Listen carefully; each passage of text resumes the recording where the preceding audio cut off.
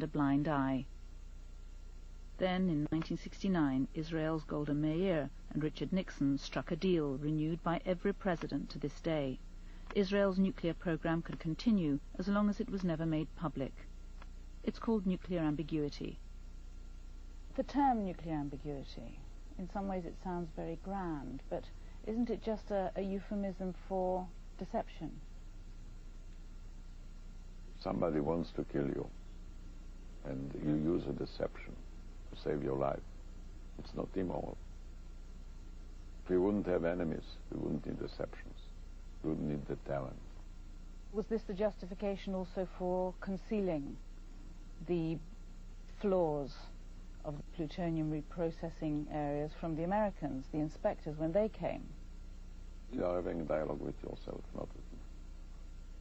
But that's been documented in a number of books. Ask you the question to yourself, not to me. But I mean, is it not true? I don't have to answer your questions here. I don't see any reason why. Ambiguity is a luxury unique to Israel. Today the country's an inspection-free zone, protected from scrutiny by America and her allies. This is the place where Vanunu identifies as the separation plane, built mostly underground. And this is the silver dome of the Dimona nuclear reactor. Ronan Bergman is an Israeli journalist specializing in security and defense. This picture was taken by one of the best commercial satellites available, called Iconos. And Iconos is capable of taking pictures up to the resolution of 1 meter. However, due to the demand of Israel, the American Congress ruled a new amendment to the law that forbids American satellites to sell anything of Israeli sites that is better than 2 meters, meaning the Iconos is taking the imagery of Israel and then they change the imagery to the resolution of 2 meters. Worse, less clear. Much less clear and worse. And that was a ruling in the United States, but specifically for Israel, not for other countries? Only to Israel. Last November, there were signs of a softening towards Vanunu. The authorities allowed pictures to be taken at his parole hearing. Parole itself has always been refused. Vanunu still has secrets, the prosecutor claims, that could harm Israel. It's an argument his lawyer will have to fight at the next hearing. Will the court hear the secret that they claim Vanunu holds? They will hear some of the secrets, not the real secrets. They will hear secrets about the secrets. And you too, as his lawyer, will hear those? Part of it, less than the court. The court will hear the secrets about the secrets. I may hear the secrets about the secrets about the secrets. Is that really the case, or is that a sort of ironic? No, it's really the case. I will be giving some type of general description of the secrets. The court will get something more concrete, and the secrets themselves will be never released to anybody if they exist at all.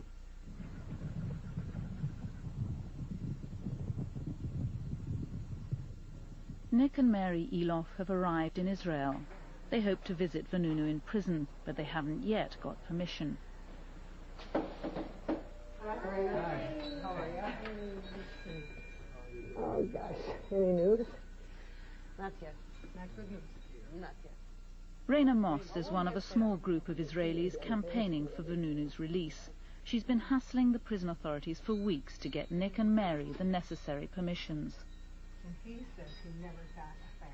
What she says now is that they have approval from one authority, but she's waiting for approval from a second authority. Do they clearly understand that our time limitation that we're leaving on Friday? Oh, absolutely. I made that absolutely clear to them. I said that you're leaving on Friday. I said that you've already been here for a couple of days. Well, I appreciate you making all these calls, Raina. Oh, it's nothing. I don't mind it. It's just, you know, I wish I'd had good news for you. 40-year-old reactors are usually shut down. But Dimona grinds on.